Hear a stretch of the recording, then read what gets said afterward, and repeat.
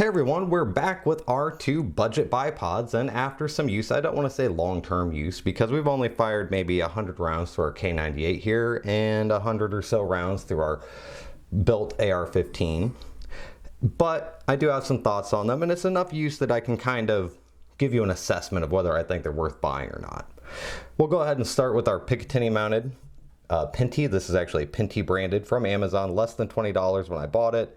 They run around that price range, $20 to $30 or so. The swivel mounted one I have on the K98 was a no-name brand, and they have now disappeared. But again, in the lower range of bipods, you can find several companies that sell these. So my overall thoughts on the one we have on the AR-15, the Picatinny mounted one, it's great. Works out great. For 223 on the range, this is more than adequate. It works, it swivels properly. The only thing I did add was some more padding underneath of it to just kind of help stabilize it. But works great, don't have any complaints, haven't had any problems with it. So in 223 caliber, lighter calibers, this Pinty bipod is great for the range. Now, I will not say you should take this out into the field necessarily and rely on it. It is relatively lightly constructed and may not hold up in time. But for taking it out to the range, just doing a little target shooting, it seemed to work out pretty good, especially for less than, well, around $20. It was less than $20. I think generally they run about $20. That brings us to our, so wonderful lens cover there. Should put a sock on that one too. Brings us to our swivel mounted bipod, the no-name brand, which, I mean, Pinty, what name is that anyway? But our no-name brand swivel, sling swivel stud mounted bipod. Now it did break after about 100 rounds of shooting with the 8mm Mauser. And I will show you how it broke. We will see if it breaks again when I try to take it off of here. And you will see a lot of padding on this, but that is more of a function of the stud that I used rather than the bipod itself. There's a lot of meat in there. I should probably use a different sling swivel, but I used what I had. This is a budget bolt action sporterized rifle.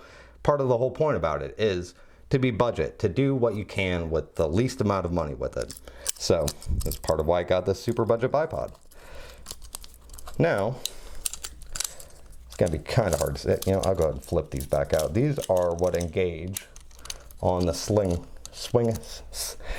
swivel. Oh yeah, that's actually not worked out too well. Epoxy just came right off of there. Anyway, what happened, oh, there we go. You can see it right there. I'm gonna have to solder this in. If you look, this pin, this side of the mount, it's weld broke. Now I tried using some Harbor Freight epoxy. I think I actually may just use some JB weld on it because this Harbor Freight epoxy is garbage.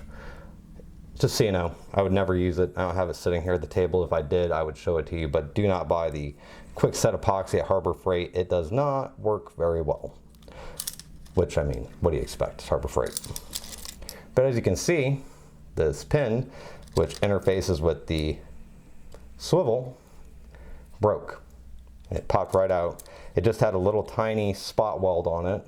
Can't even really see it. It's right there, I believe. And that broke. So, and this was what I kind of worried about when I bought these, that under the 223's recoil, they'd hold up fine, but under the 8mm, you'd have something like this where the weld broke.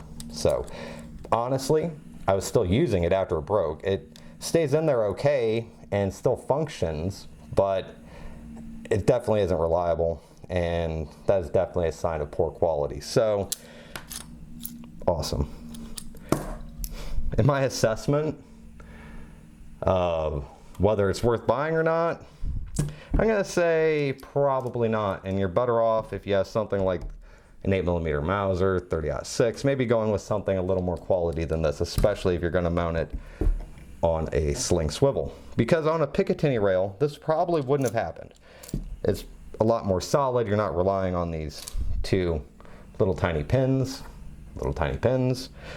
So under the recoil of an 8mm Mauser, anything else like that, these little cheap bipods, even for the range, not great.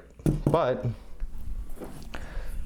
with a 223, like an AR-15, they seem to work reasonably well. And again, range use. And also the Picatinny mounted one.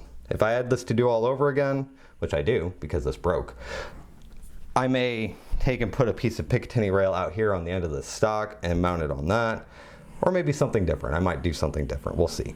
For now, what I will probably do is mix up some JB weld, clean this up really well, stick it back in, and JB weld it in place and hope that that works for the other things I want to do with this rifle. Because I have other things I want to do with this rifle, and I'd prefer to have a bipod to do them with. So, like I said, if you're on the market for a cheap bipod, 223, I'd say go for it. Anything like an 8mm Mauser 30-06, I'd say definitely spend more money on it. And anything you plan on taking out of the field and really relying on, spend more money on it. And that's kind of a running theme with a lot of gun stuff. There's a lot of stuff that is fine for the range, but if you're taking it out into the field and your life relies on it, don't buy the cheapest option. So, thanks for watching and have a great day.